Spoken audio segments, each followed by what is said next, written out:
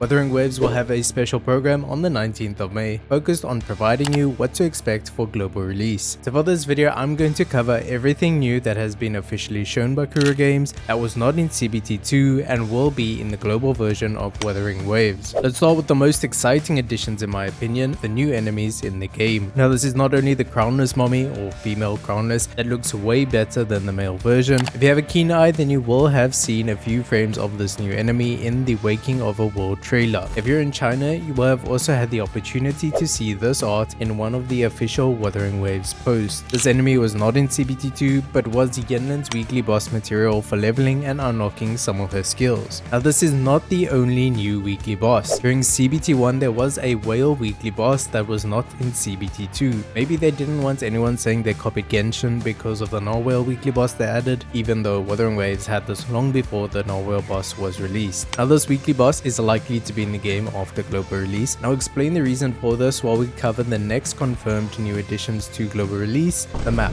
The CBT2 map is expanding beyond what was available, and we have all the information needed to deduce the new areas that will be included. Let's first start with the area the new crownless weekly boss will be in. Again, during the Waking of the World trailer, there were a few frames that showed off this new area, and with the special program drip marketing, we know that this is indeed the area of the new weekly boss, and it will be located in a new area on the Solaris 3 map. For the second weekly boss, the other new area we should be seeing is the Black Shores region. We know that Encore and Alto are from or part of this region, and we may have actually seen this region without realizing. At the end of Encore's Resonator showcase, we see her in this glass dome seemingly in the middle of nowhere. Now this glass dome has existed in Wuthering Waves since the early stages of development, and you'll see it in the background setting for the dev talks released nearly 2 years ago. Not only have we seen this glass dome, we have also seen a small preview for the Black Shores region in the CBT1 concept trailer. It is highly likely that this region is where the glass dome is because Encore is part of Black Shores, and you can see there is a massive body of water around the surrounding areas. But what could be lurking in the waters? The whale weekly boss that was in CBT1. Whether this weekly boss will drop a playable echo we'll have to wait and see, because the Fraxidus enemies do not drop tacit discords, and this whale may not be affected by frequency and erosion law of Wuthering Waves. Black Shores may be introduced later, as none of the characters in CBT2 required the whale's weekly boss material. But let's talk about the new features that are coming to Echoes, and this is from the special program that happened on the 29th of March. We know that shiny Echoes will now become skins for Echoes instead of individual Echoes. You can unlock these skins from finding the enemies in the open world, rewards from Tower of Adversity, and other event rewards. The second new Echo feature, and the more important one, is the data merge feature. I will have a quick video guide that will be released directly after this video explaining how to use it and a massive mistake you should avoid that will give you less 5-star echoes. In short, the data merge feature allows you to recycle any rarity and cost echoes you have farmed into new echoes. There are also new story quests that will be available after global release. This is not only Yenlin's story quest, there will also be a story quest for Baiji, Qixia, Yang Yang, Encore, which will most likely be released with the Black Shores if not in version 1.0, and an unannounced character for a future version.